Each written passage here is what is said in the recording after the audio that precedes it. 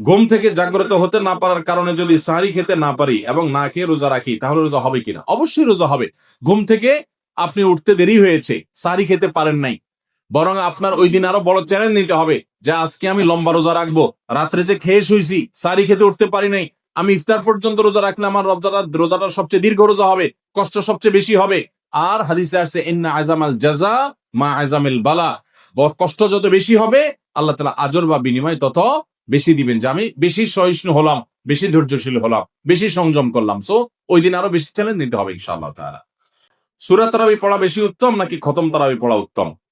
অবশ্যই যদি আপনি কোরআনে কারিমের খতম পড়তে পারেন, সূরা তারাবির চাইতে সেটা উত্তম, এতে কোনো সন্দেহ নাই। সূরা তারাবিতে তো সামান্য ছোট ছোট আপনি কেরাত পড়বেন, আর খতম তারাবিতে বড় বড় কেরাত পড়বেন। তো কোরআন বেশি তেলাওয়াত করাটা তো অল্প তেলাওয়াত করার চাইতে বেশি উত্তম, সেটা তো বলাই বাহুল্য। এই জন্য অবশ্যই খতম তারাবি উত্তম।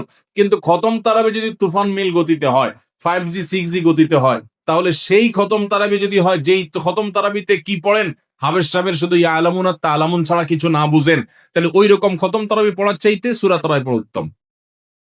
কথা কি বুঝতে পারছেন? যদি হাবের সাহেব মাঝখানে কি পড়ে কিছুই বুঝেন না, শেষে শুধু আলামুন আর তালামুনের টান দেখে বুঝতে পারলেন যে এখন রুকুতে যাবে, তাহলে এই তারাবি পড়া আর না পড়াতে কোনো পার্থক্য নাই। অনেক জায়গাতে এরকম তারাবি পড়ে, ওই যে সোশ্যাল মিডিয়াতে কিছু কিছু ভিডিও পাওয়া যায়, হ্যাঁ, দেশের বাইরের, যে এমন গতিতে তারাবি পড়ে যে আপনি 3 আয়াত পড়তে না পড়তে তার 1 রাকাত শেষ। এগুলা তারাবির নামে তামাশা। শুধু খতম তারাবি কেন, অনেক সূরা তারাবি এরকম আছে যে পড়ে সূরা তারাবি, সেটা আবার এরকম 5G গতিতে পড়ে। তারাবির নামে যে কত তামাশা চলে। কদিন আগে দেখলাম ফেসবুকে একটা পোস্টার, যে ব্যবসায়ীদের জন্য বিশেষ তারাবির প্যাকেজ। কি প্যাকেজ?